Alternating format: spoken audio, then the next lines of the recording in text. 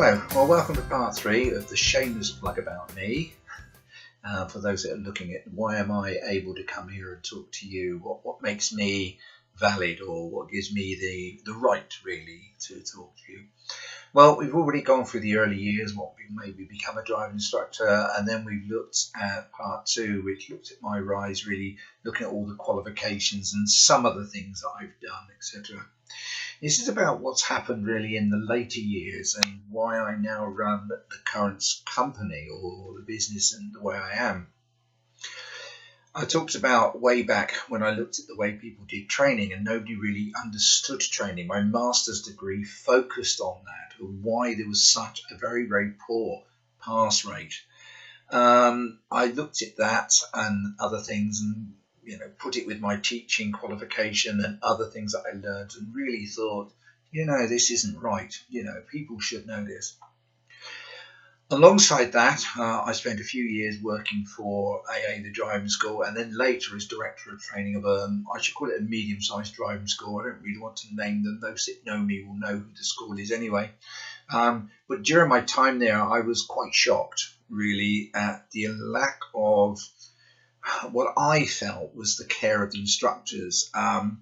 Marketing wise, many of the instructors were struggling for work, and as I got more involved with inside the company, I found that there wasn't a lot of paid to the recruitment of new instructors and new pupils of the instructors. In fact, there was a strong attitude of once they were qualified, once they were not a PDI, then it was them who had to go out and find their own work. I would deal with problems which were brought to me by the staff. The staff were coming to me with letters from instructors that would almost reduce you to tears about how they'd been split up with their wives and how they couldn't afford Christmas, and it was tragic. And the girls in the office and the lads in the office were desperately trying to do something, but basically it was falling on deaf ears. I'm not a person who gets very angry, but I did remember having one incident with one of the school owners. It was a husband and wife team, and the wife of the team, I remember getting very angry when I was presented with, basically I was told that, and the words were, "David, your problem is you care too much about the instructors. You've got to learn to ignore them." And that really was the last straw. I remember standing up and banging my hand on the table and getting quite forceful. And it was at that point I decided this was not a company for me. I really did want to look after people. During that time, some of the people that worked for that company also, that I had also trained, also worked for that company, and they were in particular struggling. 2 girls down in Cornwall, Natalie and Louise, had received about 6 pupils between them in the last year. They obviously couldn't cope with that. They asked me about setting them up, how they could set up in business. And I thought, 2 girls like them who'd come almost fresh from university, fresh from, they were quite young, vibrant, full of energy, and very, very good teachers, could easily make a business, but they didn't know how. They didn't know about websites and marketing. And to be honest, they didn't want to do that. They really wanted to just become driving instructors and teach pupils, which they still do today.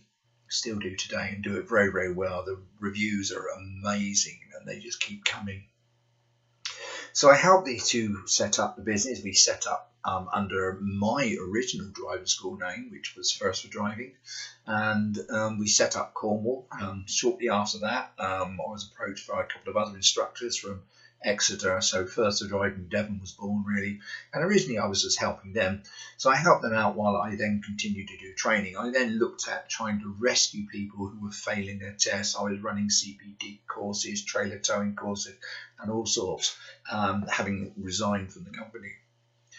And again, I realised that there was a big market really for driving schools. So I started helping other people that mainly left this company, and others who helped set up their driving schools. And I have still got, I still help these driving schools up and down the country, from Weston-super-Mare, Taunton, as I've already mentioned, Devon and Cornwall and Bristol, also ran in Hastings and Southampton, etc. And this went on for some time until the person in Southampton, the school owner in Southampton, for personal reasons and health reasons, decided he wanted to give up his school. So I decided to take over the school. In taking over the school, I really could see a better way of running driving schools, because giving me the total control of the schools, and I really thought, I really enjoy this and I really want to make a difference. So I did start doing that, and I started realizing then that my weaknesses were in business. So I joined various business groups. I started doing business qualifications, which I've been doing over the last 4 years. Many business groups, many books. Remember I said before in the first chapter how I hate reading books. I love reading books now. I read incessantly. I've always got a book by the side of the bed, and not only am I reading stories, but I'm also reading lots of manuals and handbooks and business books now, etc., marketing books. And that's what I've done. So now I'm developing marketing. So I grew the Southampton School now, and it's growing largely. We're now expanding into Bournemouth. We're expanding into Portsmouth, etc., etc. I have trainees in both those areas, and we're expanding through there. I have challenged myself, and I'm asked myself, or one of my business mentors asked me, what would the best driving school in the world look like? I'm still working on that. I'm still in truly what it would do, but certainly we're working on it now. As a driving school, when a pupil joins us now, they get a pupil pack, which includes a little free gift, but it includes things like information about the test, lots of information in there, etc., etc.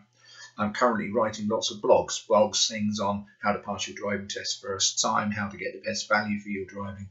So we're trying to expand that side for the learners, and really we're looking for ideas what would make the perfect or the best driving school in the world for the learners. On top of that, I'm also thinking, well, I also need to make the best school for the instructors, because that's ultimately what I was trying to do. I was trying to provide the best for driving instructors.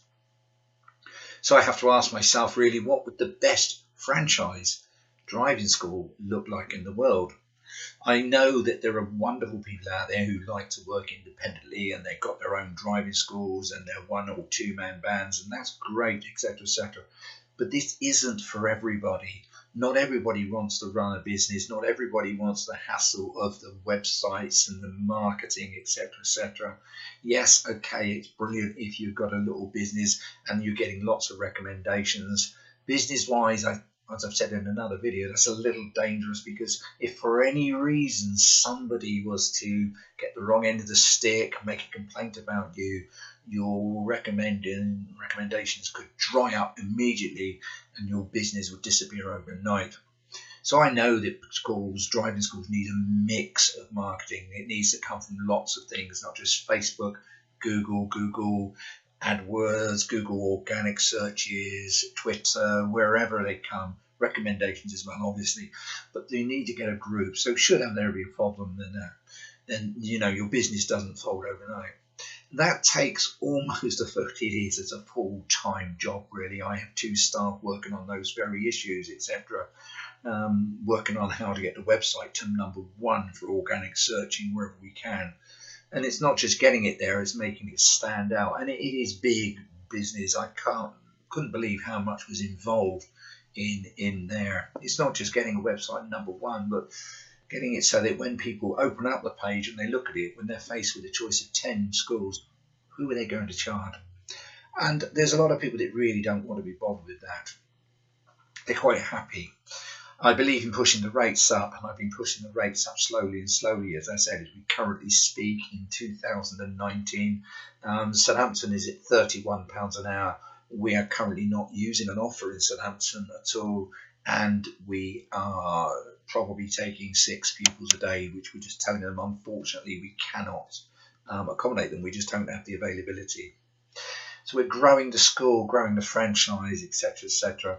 I'm also, for the instructors, producing lots now, in the process of lots more blogs, lots more videos, and also about to roll out a live chat system, or a live online coaching system, where driving instructors will just simply dial in on a link at a pre-prescribed time, and we'll have live chats with me, and we'll talk through the business, talk through their problems, etc., etc., and really try and become the best in the world.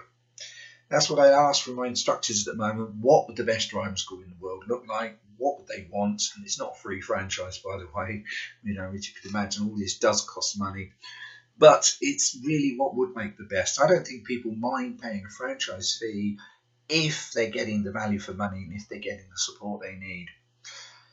There is where I am today, growing the driving school, truly trying to make First for Driving the best driving school in the world, and DTE-Elite the best training company in the world. And there we go. Well, I think that's about all. You've had enough about me. You now know where I am, where I've been for the last few years, because I have been a little bit quiet, but that's because I've been working in the business field, trying to get method, about marketing, websites, SEO, organic searching, stuff which I knew nothing about through a few years ago, stuff which I'm now becoming quite an expert in, etc. And I've now got a team of people who are helping produce that. There we go then. Thanks very much. If you want any more information, then the websites are DTE-Elite.co.uk, or of course First for Driving, that's number 1, ST, number 4, driving.co.uk for the learners. And of course you can get me at dave@firstfordriving.co.uk, and we can speak from there. You have a wonderful time teaching people to drive. It's a wonderful career, it's a wonderful profession, and it's growing all the time. So thank you very much, and bye for now.